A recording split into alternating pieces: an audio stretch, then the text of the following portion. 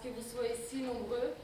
Aujourd'hui, nous donnons la voix à Paris à l'auteur ukrainien qui s'appelle Paavo Alie. Il est très connu en Ukraine, avec une autre œuvre, mais on a choisi celle-ci. Vous allez voir pourquoi. Pour moi, personnellement, c'est une de mes œuvres, peut-être la préférée de toute la dramaturgie ukrainienne contemporaine. Après, je ne connais pas tout, mais on en a encore dans le coffre, je vous assure. L'œuvre, vous allez la découvrir tout de suite, et je ne vais pas vous en dire plus, donc je laisse la place aux acteurs, à l'auteur, et je vous souhaite une très très belle soirée.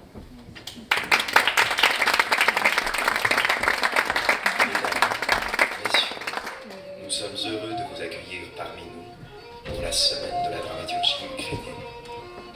Nous vous prions de bien vouloir éteindre vos téléphones portables.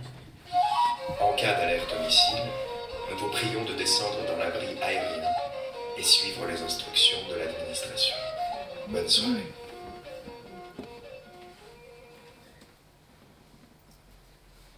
Gloire au héros Paavo Alie. Ostap Ilkovitch Shemelia, vétéran de l'armée insurrectionnelle ukrainienne. 83 ans, il porte la casquette Mazepinka, coiffe des tirailleurs ukrainiens de la Légion Sich, ne l'enlève que pour dormir. Lorsqu'il marche, il utilise le bâton route-soul sculpté, Hachette. Andriy Vassilievitch Chumachenko, vétéran de l'armée soviétique, 84 ans. Rania, petite fille d'Ostap, infirmière, 31 ans. Irina Bordan-Ivnazozul, 40-45 ans, chef de la section de chirurgie cardiovasculaire. Petro, fils d'Andriy, 40-45 ans. Olga, infirmière, russophone, la cinquantaine. Une chambre d'hôpital bien équipée dans un hôpital pour anciens combattants. Dimanche, la nuit, Ostap, vétéran, dort dans le lit de gauche. Au-dessus de sa tête, une image qui montre le Christ. Le premier rêve.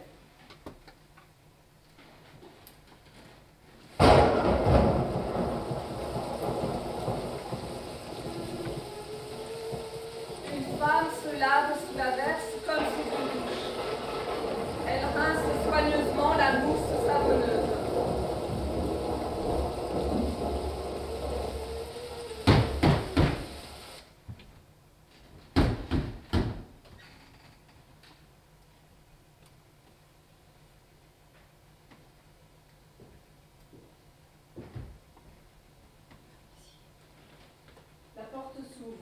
L'infirmière Rania amène Andriy dans un fauteuil roulant, accompagnée d'Irina, le médecin de garde.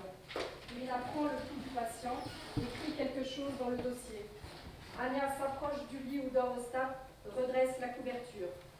Rania, 20 mg de dipyradamol, 15 d'analgine et changer les vêtements du patient. Rania déplace le vieil homme sur le lit et change ses vêtements. Andriy Vassilievitch, reposez-vous bien, nous parlerons demain. Si vous vous sentez mal, appuyez sur ce bouton. L'infirmière de service viendra immédiatement. D'accord? Il faut appuyer ici. Vous voyez? Là. Dimanche matin, bruit d'averse. L'obscurité dans la chambre se dissipe lentement. Ostap est déjà assis. Le silence est rompu par le bruit du téléphone portable. Allô? Quoi? Oui, je ne peux pas parler. On dort ici. Qu'il en soit ainsi. Oui, prends les chaussettes. Chaussettes? Oui. Mais non, il n'y a pas de caleçon. Non, il ne faut pas de caleçon. La porte s'ouvre, la lumière s'allume. L'infirmière Olga entre, tenant une cuvette avec des seringues. Réveillons-nous, Ostap Ilkovitch. Vous d'abord, prenez position. Combien de coups? Pour l'instant, 2 à l'arrière et 1 en intraveineuse. Allongez-vous sur le ventre. C'est sombre ici. Ostap s'allonge sur le ventre, expose sa fesse, soupire. Comme je n'aime pas ça. Et qui aime? Personne n'aime ça. Au fait, vous devez passer maintenant le test de biochimie. Irez-vous vous-même, ou plutôt je vous enverrai une assistante de laboratoire ici? Vous voulez?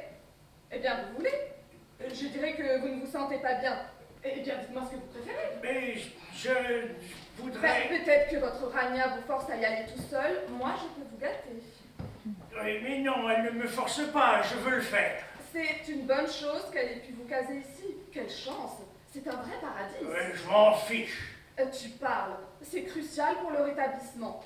Propre, calme, les médicaments de l'aide humanitaire nous parviennent en premier. Nous sommes tous gentils. Et tu dois avoir raison. Si ce n'était pas Rania, je serais en train de pourrir comme tous les autres dans un nid de vipères. Profitez du confort. Restez au lit. Non, je dois y aller. Comme vous voulez. Mais j'ai... Comment dire? J'ai une opération.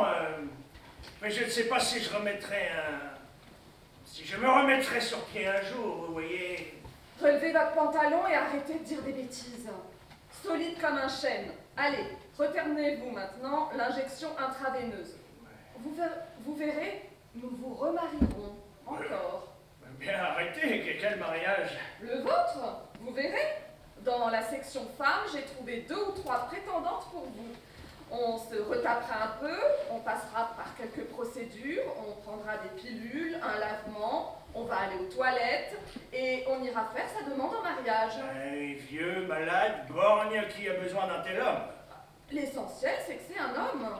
Je connais par exemple une dame très sympathique, atteinte d'hypertension, quoique sans la jambe gauche, mais joyeuse. Elle fait tout le temps des blagues. Mais j'en ai rien à foutre d'une unijambiste, moi. Qu'est-ce que je vais faire? Elle pourra même pas apporter un verre d'eau, elle va tout éclabousser en sautillant, cette conne. Non mais, je veux pas de ce genre de bonheur. Et tiens, mon nouveau voisin, là. Je sais, aussi un veuf. Lui aussi, nous le guérirons et le marierons. S'il ne passe pas l'arme à gauche. Oh, qu'est-ce qui vous prend aujourd'hui? Quelle chose stupide vous dites? Ah, et alors, j'avais un voisin là-bas, qu'est-ce qu'il est devenu? Les anciens combattants, malheureusement, meurent souvent à la vieillesse, vous savez. Bon, ça suffit. Olga réveille Andriy avec ménagement. Malade, on se réveille. Vous avez pu dormir un peu? Andriy s'assoit sur le lit, respirant lourdement. Mais non. Ça ne va toujours pas? Olga sort une plaquette de pilules de sa poche. Nitroglycérine, servez-vous. J'ai la mienne. Prenez-en. Chez nous, on la distribue en guise de bonbons. Allez, prenez-en. Andriy en prend une, met la pilule dans sa bouche. Des friandises. Merci. Andriy Vassilovitch. Moi, c'est Olga. Voici vos pilules. Prenez-les. Olga verse de l'eau dans un verre sur la table de chevet, tend à Andriy une boîte de médicaments, le regarde prendre les pilules. Parfait. La nitroglycérine a fait son effet. Vous vous sentez mieux? Mais je ne sais pas. Peut-être.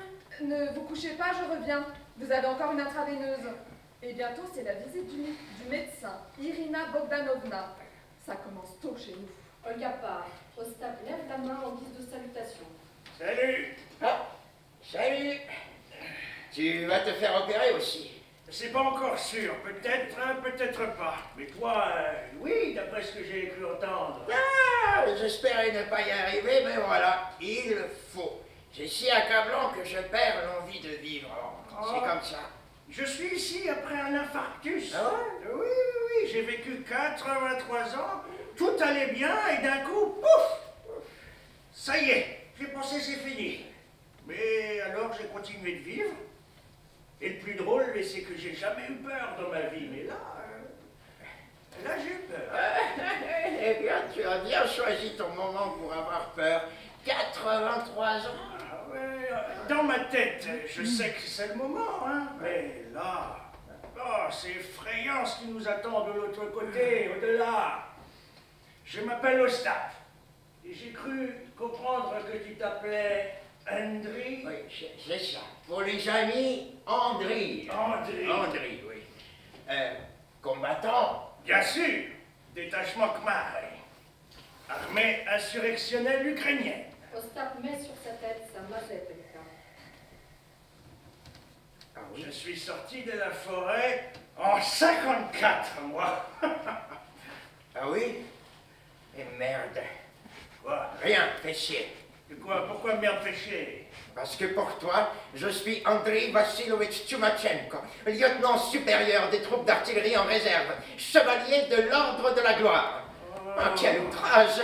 Andriy prend de la nitroglycérine glycérine sur la table de chevet, la met dans sa bouche et se met à appuyer aussi fort qu'il peut sur le bouton pour appeler l'infirmière de service. Ah, tu n'aimes pas Quoi?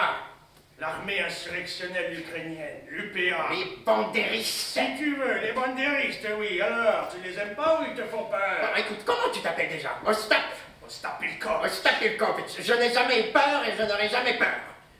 Alors tu n'aimes pas? Ah oui, on aime ou n'aime pas, peu importe, j'en ai rien à faire à côté de Bander.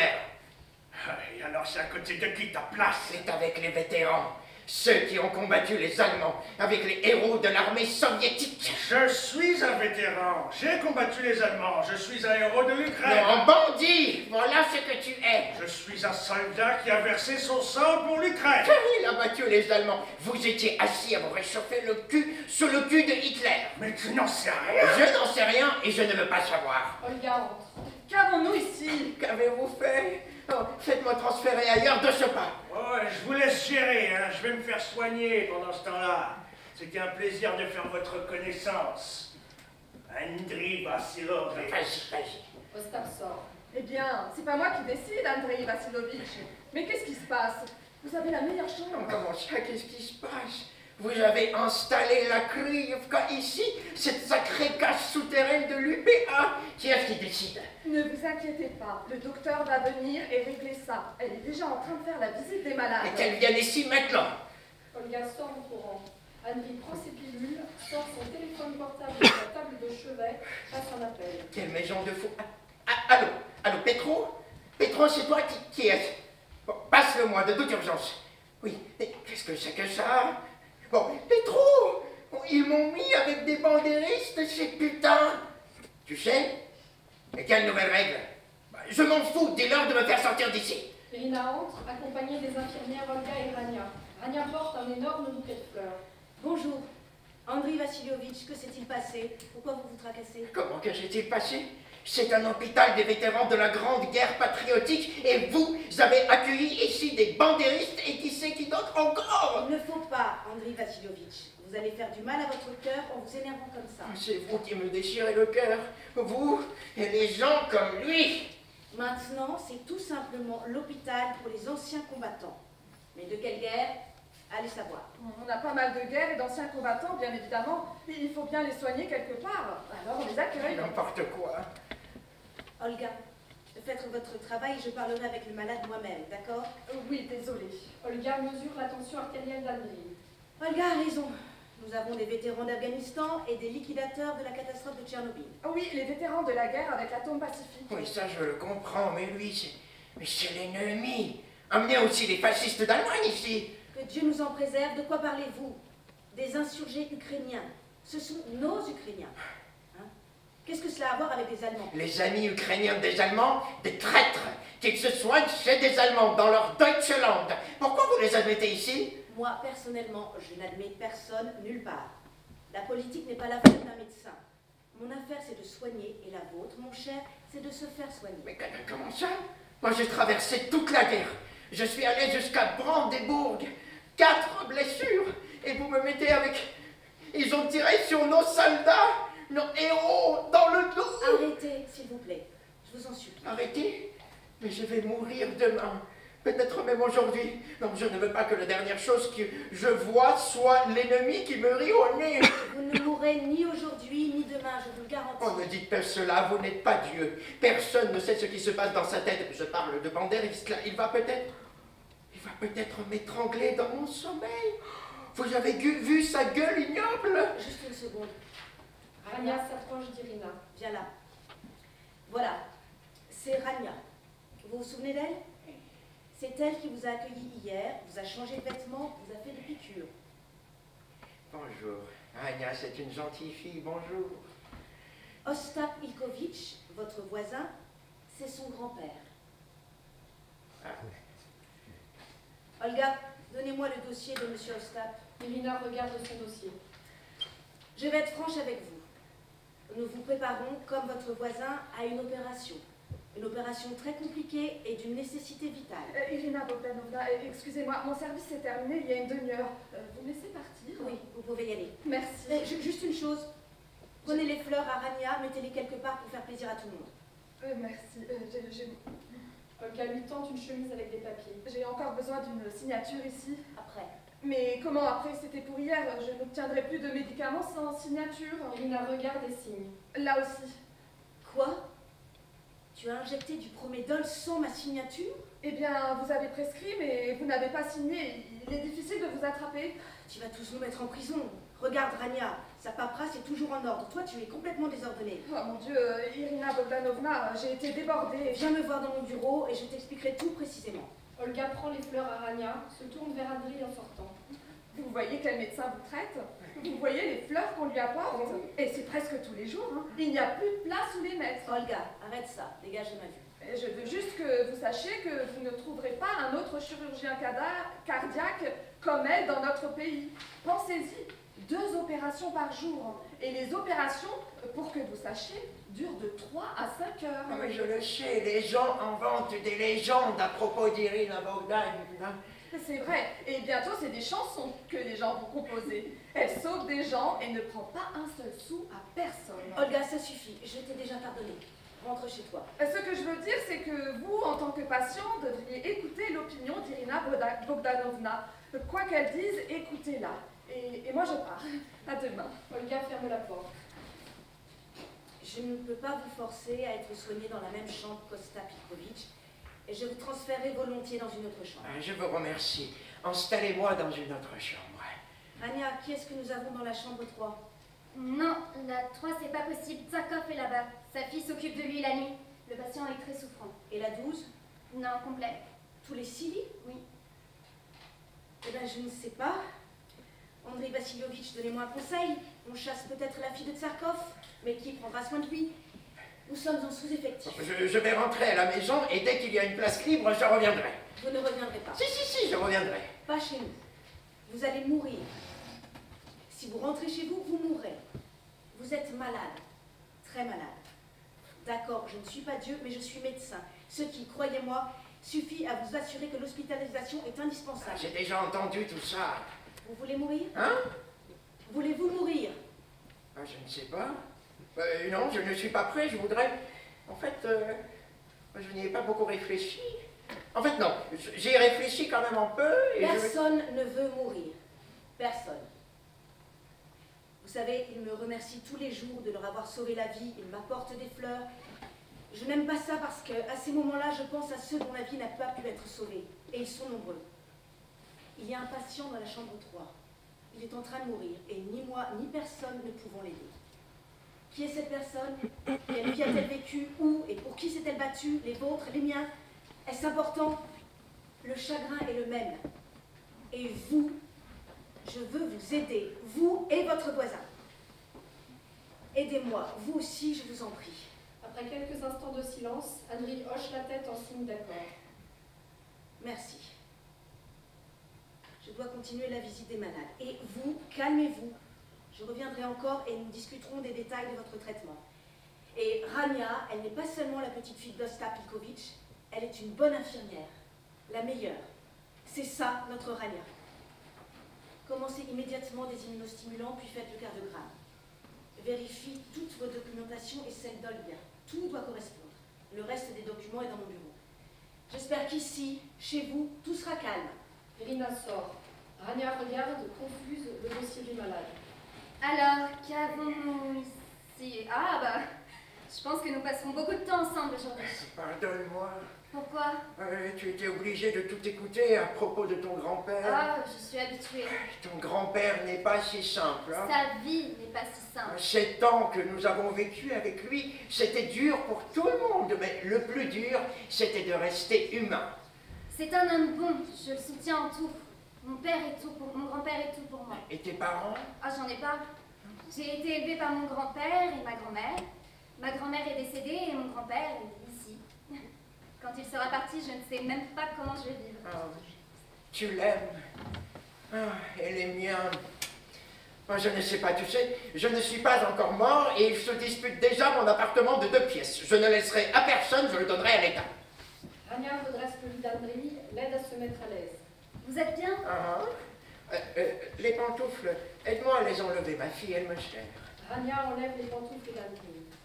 Avec grand-père, nous n'avons pas eu d'appartement à nous. Nous vivons dans un foyer. J'ai les deux dans la même chambre. Les commodités sont à l'étage. Nous avons quand même pu les privatiser. C'est mieux que rien. Dites donc, pourquoi vos pieds sont-ils si négligés? Tout seul, je n'y arrive pas et demander à ma fille, eh bien, pas question. Les pieds doivent être soignés. Ce n'est pas une blague. Je dirai à votre fils qu'il y fasse attention. Je vous montrerai les pieds de mon grand-père. Ils sont comme ceux d'une poupée. Je prends soin de lui. Et mon fils s'appelle Petro. Je l'ai déjà rencontré. Non, non, je ne donnerai pas mon appartement à l'État. Notre État est vil, pire que les proches. Je laisserai tout à Petro. Il me respecte. Je respecte mon grand-père par-dessus tout. Tout ce qu'il dit fait loi pour moi. Avec lui, je suis à l'abri. Ah, j'ai aussi une fille. Elle a oublié ce que c'est qu'un père. Elle me traite comme si j'étais un cactus. Les petits-enfants sont des dégénérés et le gendre est un poivron fini. S'il vous plaît, ne l'offensez pas, il est bon et doux. Qui? Le gendre? Mais non, c'est un con lambeau, voilà ce qu'il est. Mais non, je parle de mon grand-père, ne vous disputez pas avec lui. Ah oui. Ah, d'accord. Entendu. Je vous ferai une pédicure aujourd'hui. Oh, il ne faut pas, ma fille, laisse tomber. C'est mon travail, et si les gens le respectent, j'en suis très reconnaissante. Ostap revient. Dans sa main gauche, un perfuseur fixé sur un support mobile. Oh, Rania, t'es là. Je t'ai cherché partout, hein. Oui, je suis en train de mettre une perfusion à votre voisin. Ah, la perfusion. Ouais, c'est bien. C'est bien. Hein, je suis attaché, moi aussi. Le médecin, il dit que c'est mieux que les injections. Et je le dis aussi. Et ton Olga, la moscovite, là, cette abrutie, rien à dire, hein. Elle insère une aiguille dans la veine et puis après, elle fait toutes sortes d'injections. C'est une folle. Une folle. Pourquoi ça? Mais elle connecte le système seulement après. Je lui dis d'injecter tout ça dans la poche, là. Mais elle ne comprend rien. Elle fait exprès juste pour m'embêter. Mais pourquoi? Mais, écoute, Olga, elle ne fait pas comme toi, rien que pour m'embêter. Comment? Tu injectes tout ça, elle le fourre dans le bras, comme tu fais toi. Oh, que le diable l'emporte. Mais papy, je fais exactement pareil. Non, non, je te dis qu'elle, elle le fait correctement, pas toi. Ah, certaines choses doivent être injectées séparément, on ne peut pas tout mélanger. Olga, je te dis qu'elle ne fait pas comme toi, rien pour m'embêter. Mais on fait exactement de la même façon. André Vassilovitch, ne secouez pas trop votre bras, je passerai bientôt vous voir. J'espère que tout ira bien ici. Ouais. À vos ordres, chef. Je ne bouge plus. C'est bien. Rania, ouvre la fenêtre. L'air est devenu mauvais tout à coup. Rania ouvre le côté droit de la fenêtre. Des bruits de rue retentissent dans la chambre. Bon, ne dis rien à Olga. Hein, tu finis ton service et tu rentres chez toi. Ah, ils vont m'achever ici, hein. Rania regarde droit sur Ostap, prend sa main et dit doucement: Je vous en prie, je vous en supplie. Rania embrasse les mains d'Ostap. Ostap regarde ailleurs avec inquiétude. Rania s'en va. Dès qu'elle sort, Andriy s'assoit avec précaution. Ostap se lève lentement, le perfuseur le gêne. Il soulève le bord du matelas et montre. Regarde. Quoi? Non, non, regarde bien. Et je regarde bien. Et? Ben, je ne vois rien. Exact. Parce qu'il n'y a rien. Et c'était censé être quoi? Un fusil que je t'aurais mis dans ta gueule. Mais il n'y a pas de fusil, alors ne fais pas l'idiot. Je ne suis pas ton ennemi. Hein? Mais moi non plus, je ne suis pas ton ennemi.